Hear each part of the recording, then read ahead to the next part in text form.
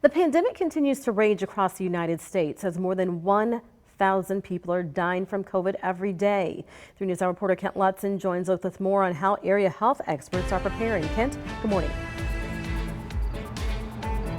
Good morning, Cerise. The U.S. is now averaging 156,000 daily COVID cases, and hospitalizations are up 624% from just 2 months ago. Now, the South is battling the worst of the Delta surge, with ICU beds rapidly running out.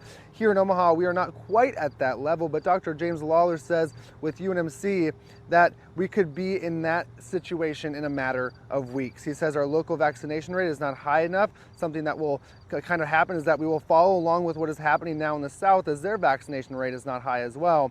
He says our rural counties may be even more impacted as their vaccination rate is even lower. On top of all of this brewing, Lawler says our area healthcare workers are just exhausted. We've had huge turnover already, right? We've had many of our most experienced critical care nurses have moved on, right? They quit clinical care because they just couldn't take it anymore.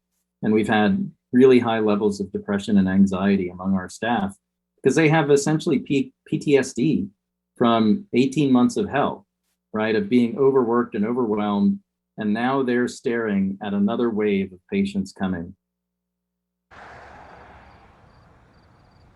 He said what's even more disheartening is the wave that's on its way was preventable. He also is concerned about what's happening in local schools. Now, nationwide, 180,000 kids in the week of August 12th tested positive for COVID. This has caused, some fears of outbreaks and schools shutting down again. Now, Dr. Lawler says there are things we can do, like issuing a mask mandate, which he is all in favor for here in Douglas County. In Omaha, Kent Lutzen, 3 News Now.